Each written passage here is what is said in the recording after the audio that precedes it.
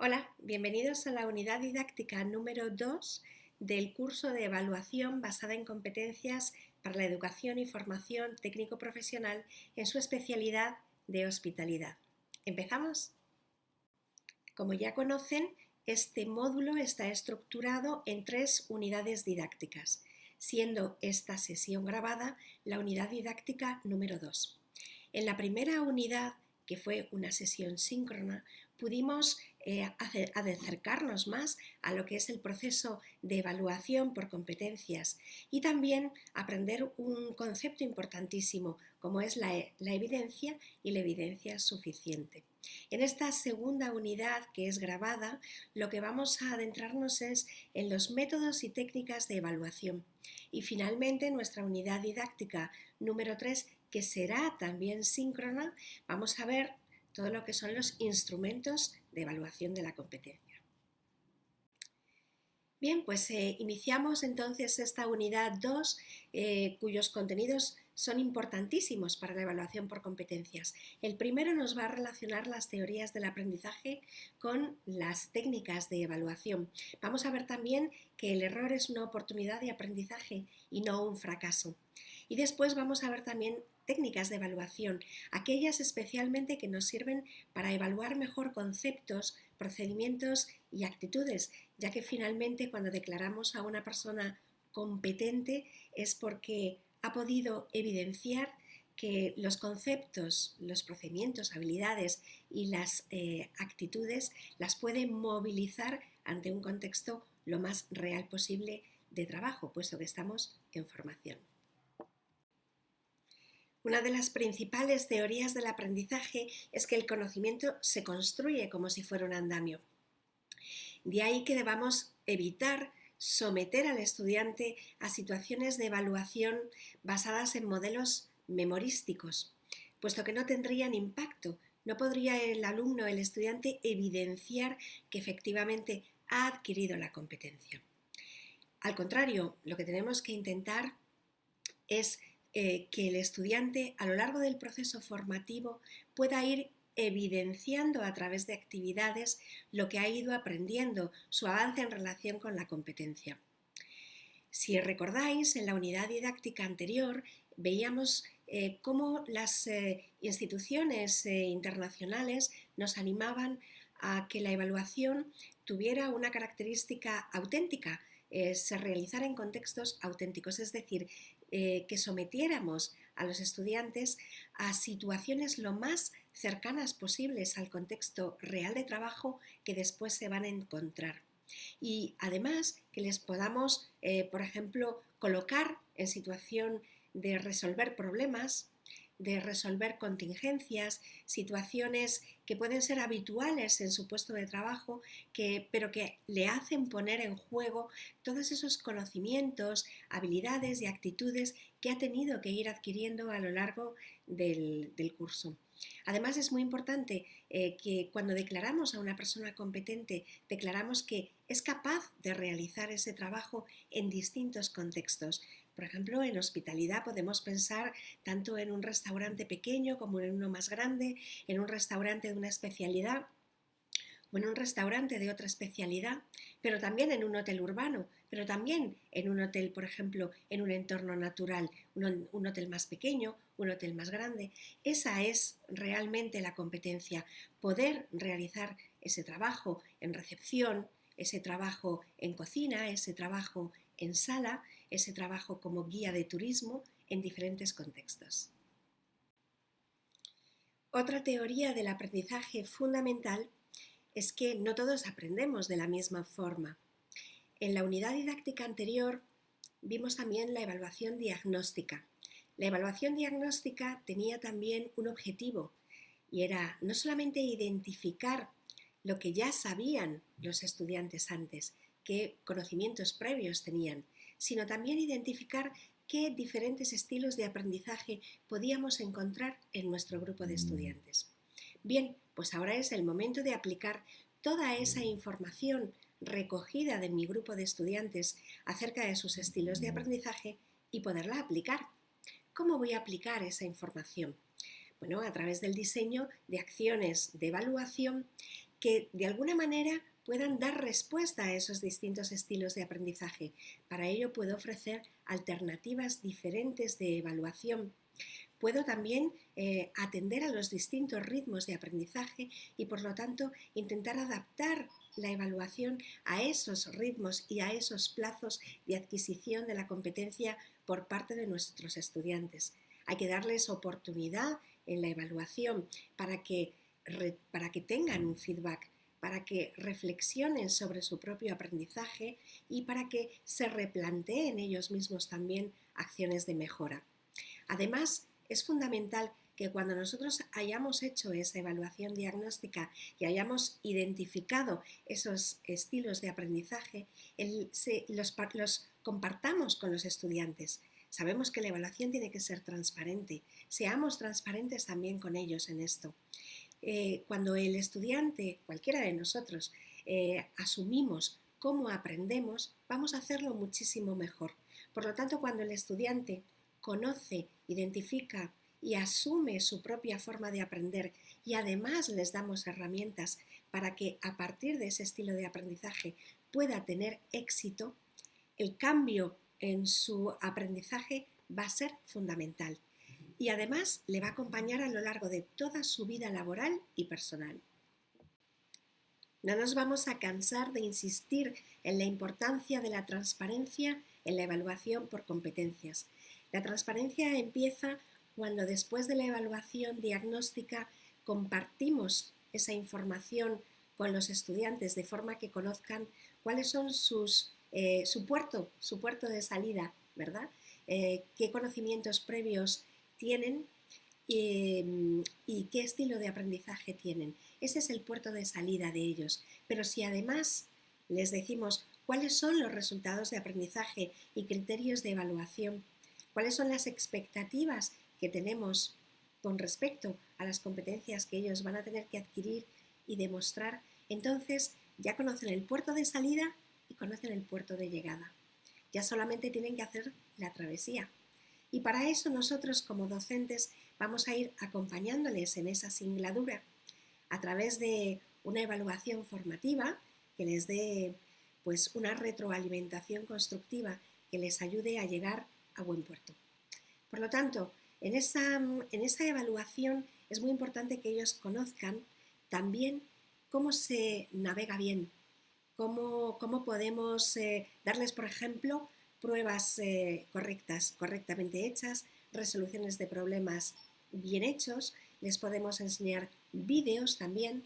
Por ejemplo, podemos enseñarles resolución de casos sobre una oficina turística, podemos mostrarles vídeos y demostrarles, ¿no?, cómo se tiene que hacer bien en cocina, podemos demostrarles algunas pruebas de competencia que estén correctamente realizadas, de manera que ellos tengan modelos y tengan referentes de cómo lo tienen que hacer bien.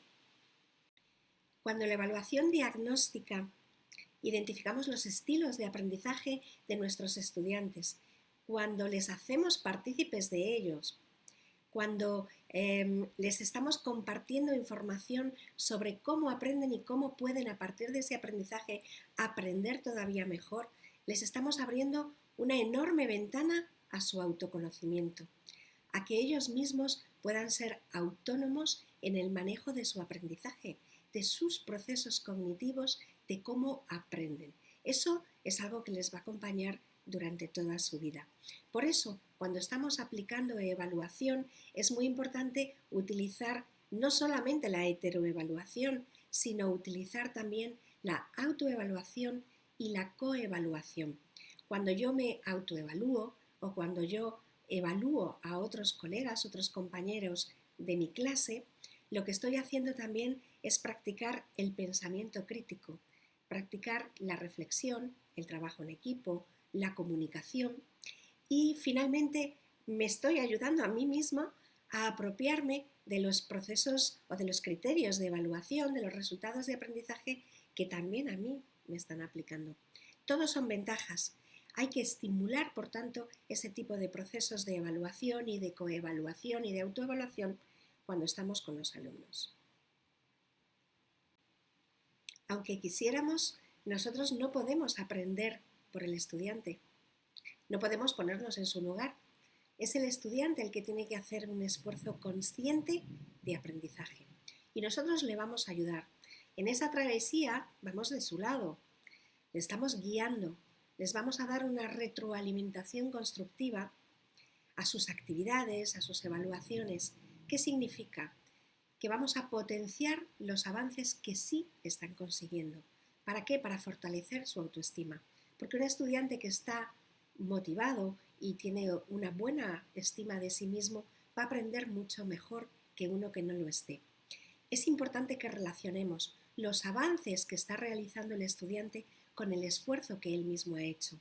De esta manera estaremos inculcando en él una idea que le va a acompañar a lo largo de toda su vida, que los resultados positivos están asociados al esfuerzo. Es importante esto, pero también darles una retroalimentación en cuanto a lo que todavía no están avanzando lo suficiente, pero hacerlo como una oportunidad de aprendizaje. Aquí lo vamos a ver un poquito después en la pedagogía del error. Y también tenemos que evitar que haya situaciones aisladas de evaluación. Eso de ya llega el examen, mañana examen. No, debemos evitar eso.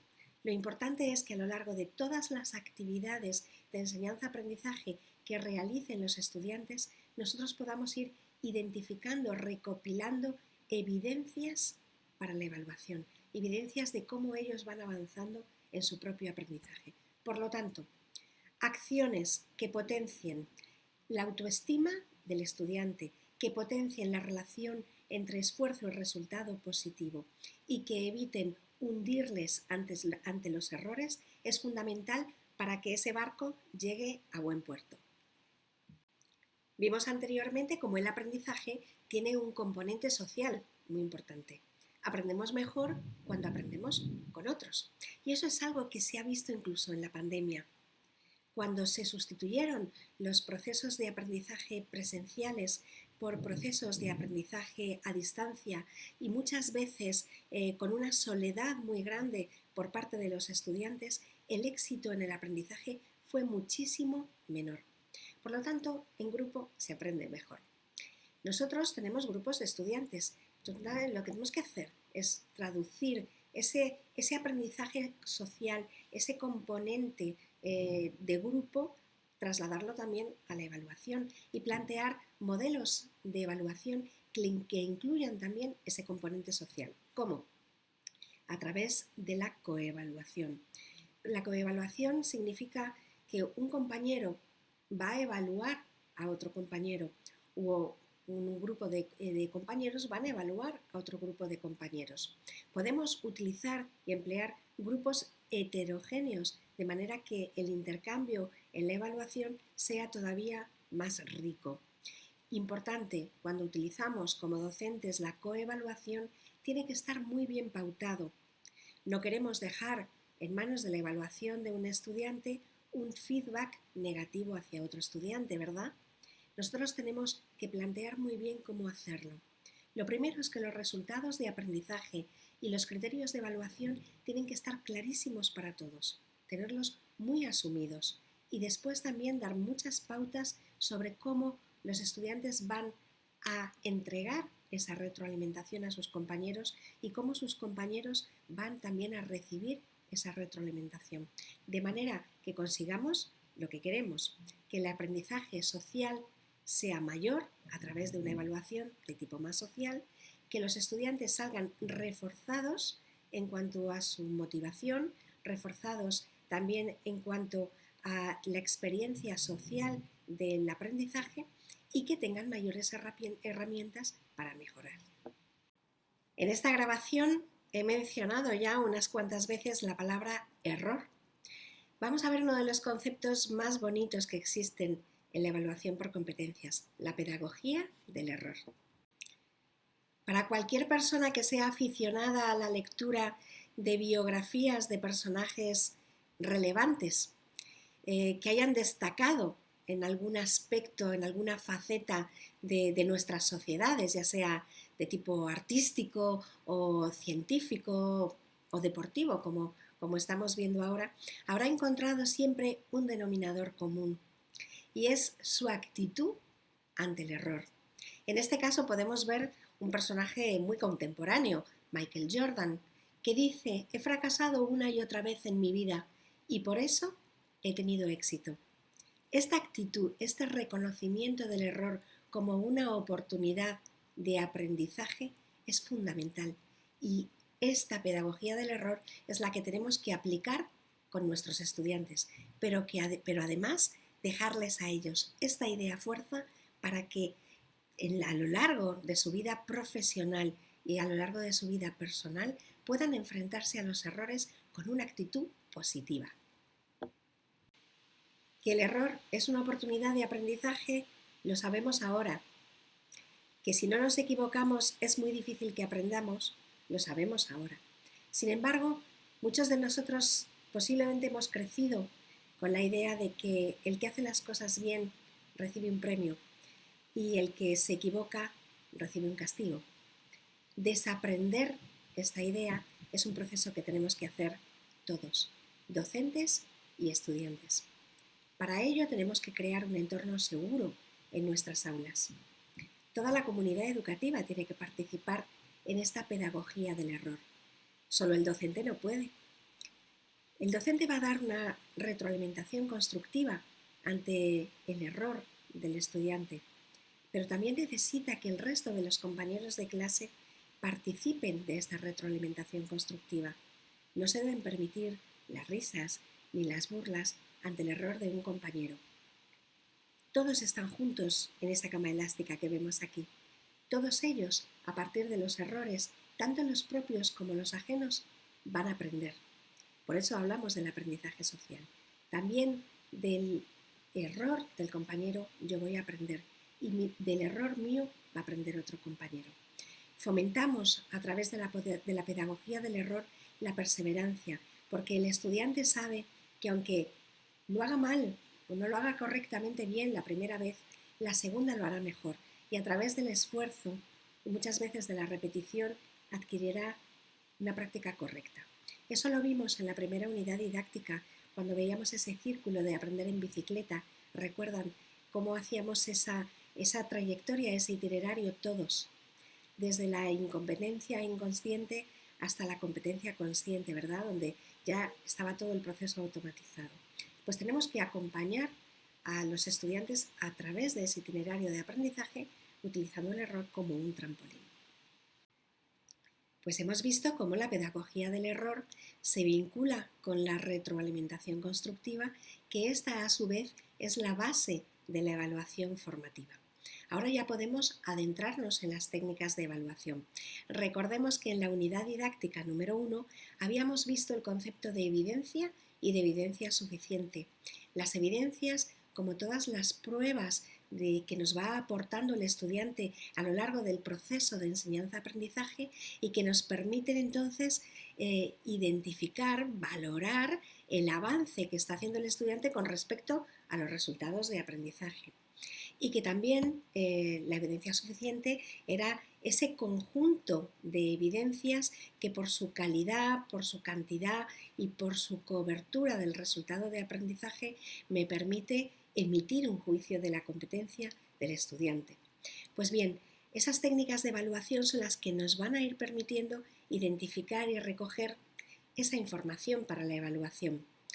Recordemos, en la evaluación por competencias hay que huir todo lo que podamos de situaciones expresas de evaluación.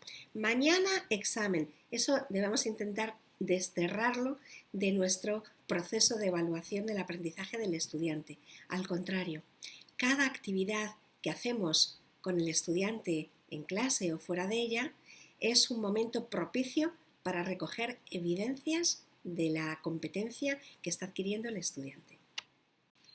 En coaching utilizan preguntas poderosas porque incitan a la reflexión de las personas y porque permiten que estas mismas personas encuentren las respuestas que andan buscando por sí mismas. Aquí tenemos algunas preguntas poderosas para que los docentes podamos reflexionar con respecto a las técnicas de evaluación. Vamos a ver una por una. La primera está relacionada con la calidad de la evaluación. Pregunta si son efectivas y pertinentes las técnicas de evaluación que estamos empleando para medir el aprendizaje del estudiante de forma precisa y de forma válida. Recordáis que en la primera unidad didáctica estábamos viendo qué evaluar. Bueno, nuestro referente remoto eran las competencias de la unidad de competencia, del perfil profesional, y el referente más cercano es el resultado de aprendizaje, el conjunto de resultados de aprendizaje, por ejemplo, de mi módulo formativo. Por lo tanto, la primera pregunta será: ¿el conjunto de técnicas de evaluación que estoy empleando me permiten medir el avance del estudiante, medirlo de forma precisa con respecto al resultado de aprendizaje que tiene que alcanzar? No estaré midiendo cosas que no tengan que ver con el resultado de aprendizaje, ¿verdad? Y estaré cubriendo la totalidad del resultado de aprendizaje utilizando las técnicas de evaluación que tengo. Otra pregunta. Ya que he dado tanta importancia a la evaluación diagnóstica y a identificar las distintas formas de aprendizaje de mis estudiantes, ¿las estoy utilizando en la evaluación? Esa información tan importante que me dieron los estudiantes, ¿la estoy utilizando para adaptar las técnicas de evaluación a esos ritmos y estilos de aprendizaje? Otra pregunta. ¿Estoy ofreciendo una retroalimentación oportuna, frecuente, constructiva y significativa? Oportuna con respecto al momento en el que la doy.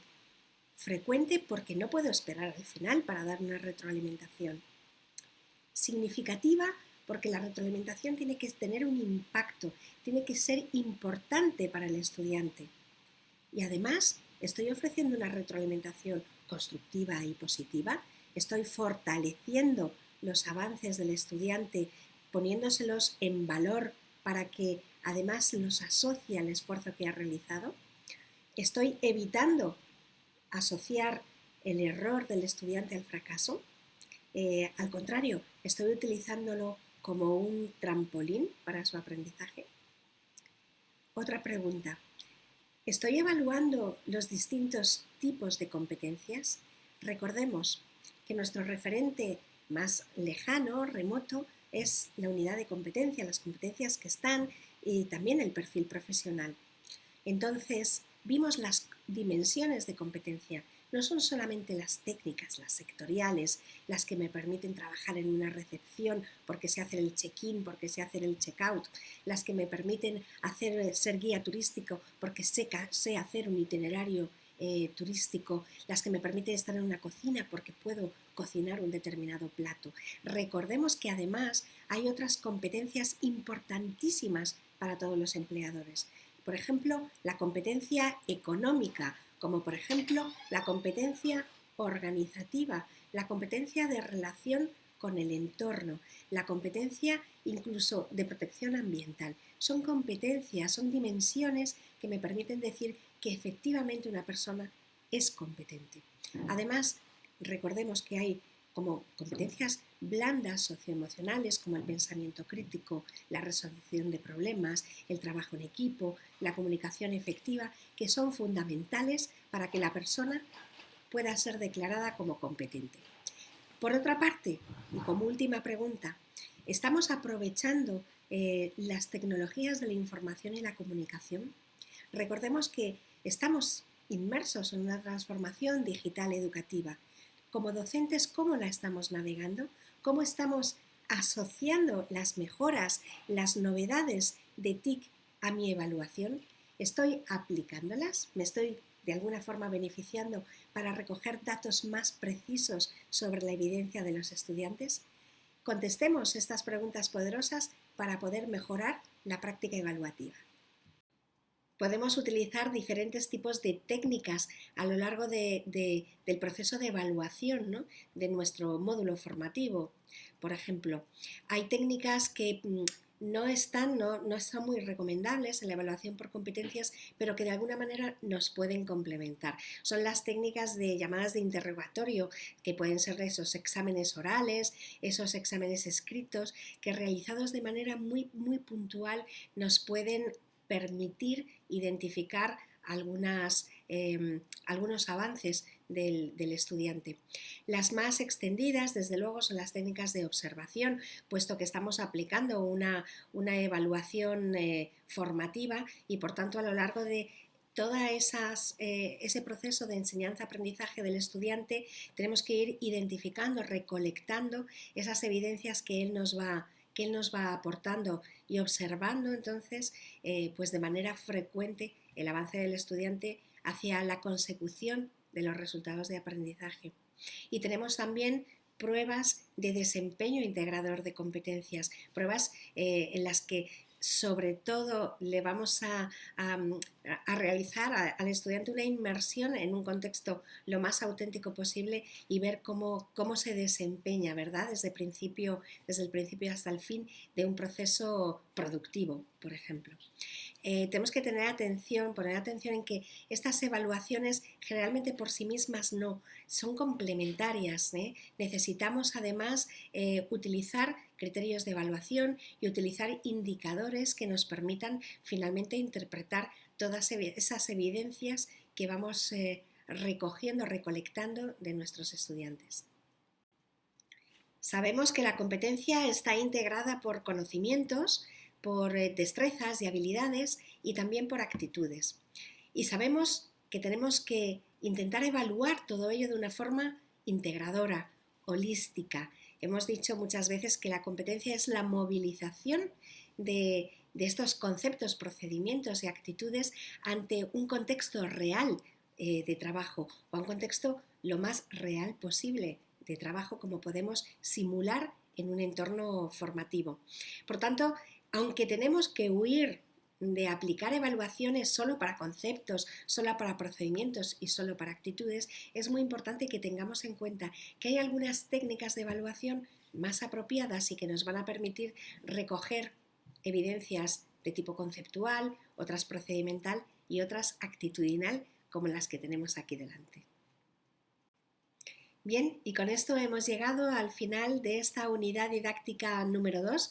Esperamos que haya sido de su interés. Por supuesto, como siempre, pueden y deben completar esta información con el propio manual didáctico que tienen para este módulo y, bueno, pues consultándonos tanto a Berta como a mí cualquiera de las cuestiones o dudas que puedan planteárseles.